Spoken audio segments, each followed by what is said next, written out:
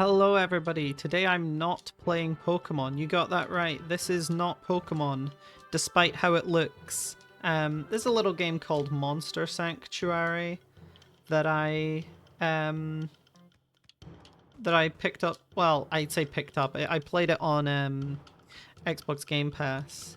It's like a platformer, but all the combat, like it's a platformer and it's got platformers things, but all of the combat is like a monster battler like Pokemon. And it is actually pretty fun. It wasn't fun enough for me to keep my Xbox Game Pass subscription the first time that I had it. But I'm pretty like happy to get back to it with the advent of this Game Pass subscription that I got for gold. The cool thing is you can have different like companion guys. So you can choose your like sidekick Pokemon and they all have different like overworld effects. So for example, this guy helps us fly around, and I kind of dig that, like having different creatures which give you different movement abilities in a platformer is really cool. I was a lot less engaged with the monster battling aspect, which I'll show off now. I think I should show off how it works. And my main problem with it in this game is that it is pretty slow compared to Pokemon, where battles are relatively like, they're either mostly one-shots or like they only take a few turns. As you can see here, each attack does not do huge amounts of damage. The status effects are really prominent in this game though. The burn effect that I am applying to these guys is going to do quite a significant amount when it comes to it.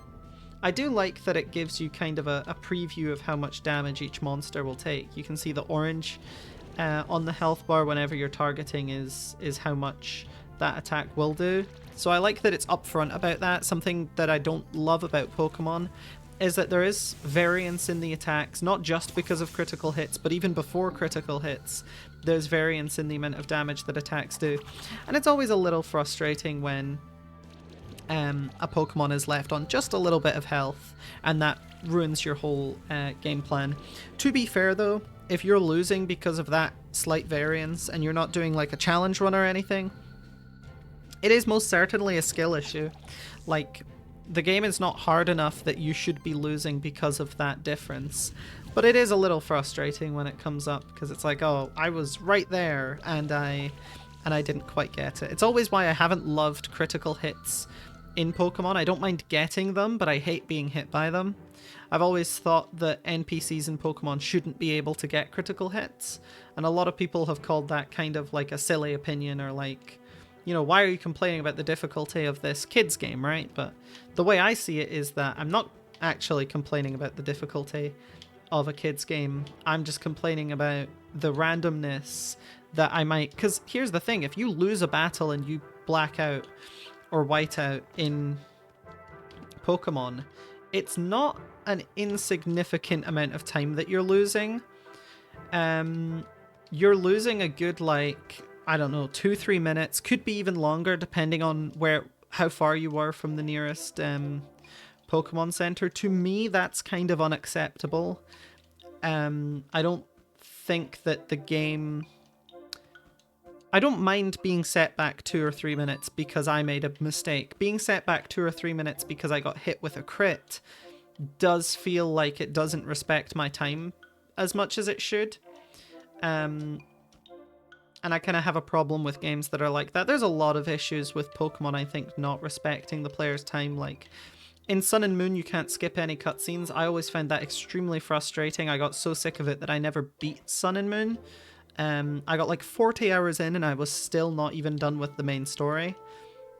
I think Pokemon games take far too long sometimes. I mean, level grinding for XP, technically you don't have to do it in most of the games. You can get by if you make the right choices in combat, but that requires you to be, in my opinion, a decently experienced player, and you don't get to be in that position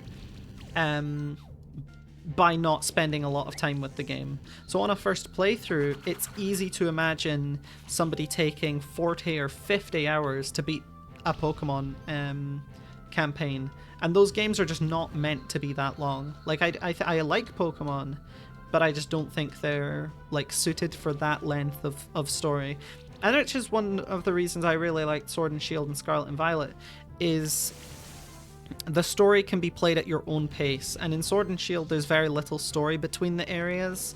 And in Scarlet and Violet, the story is at each of the areas when you get there. It's not like you have to clear some story thing to get to the next gym. You just go to the next gym and the story happens as you get there.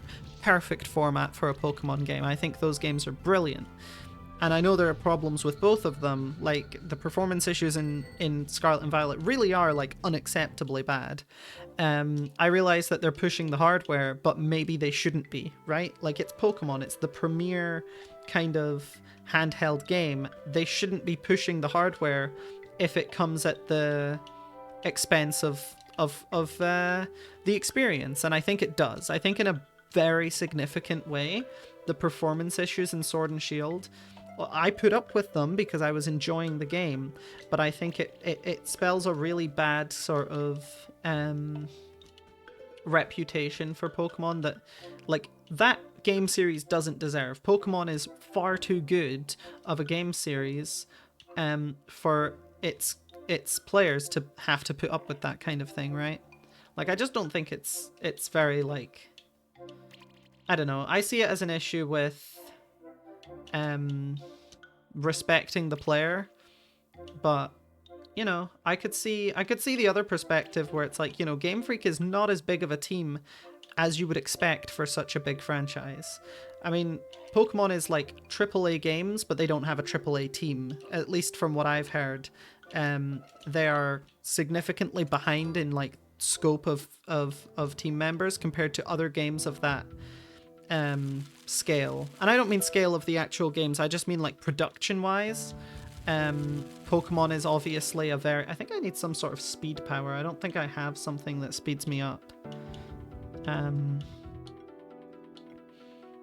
Oh, player can ride the monster? That might be it. Yeah, there we go. But yeah, I think that the amount of game dev that goes into a Pokemon game is about AAA size, and their team is just smaller than that. But just from the production aspect of having like that many games go out and that many sales, it's like they do need to upsize, I guess. I don't want to pretend like I know what's going on at Game Freak though, because I don't. But that's certainly the vibe that we're getting, is that they're kind of the team is not scoped correctly for the number of people that are, or the size of the games at least. I mean, you would think that with the number of people that are like buying these games and playing these games, that they would scope up the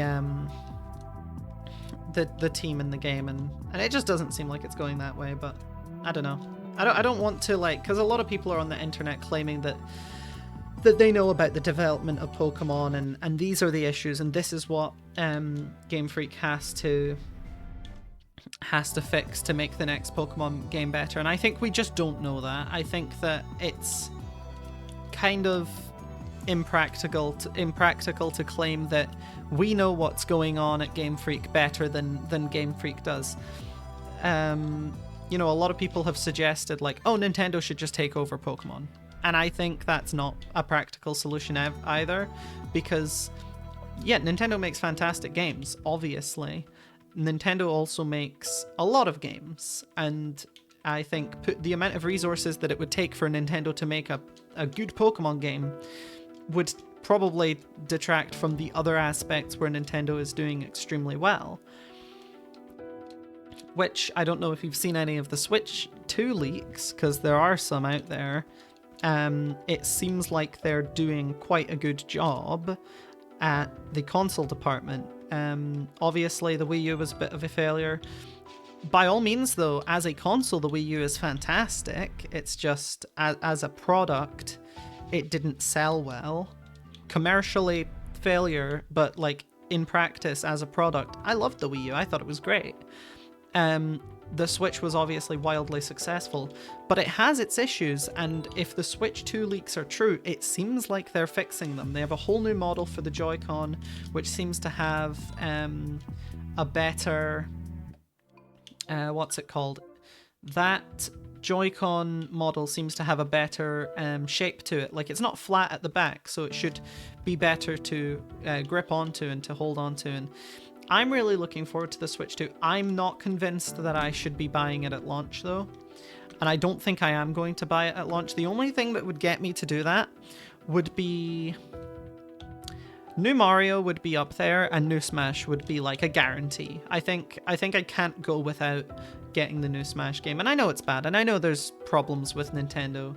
And there are reasons to boycott Nintendo and things. But I think if I'm speaking realistically...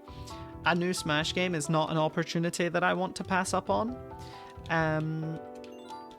It's just something that I absolutely love doing. It's the most fun like, it's my favorite franchise. It's not even particularly close. Can I break this?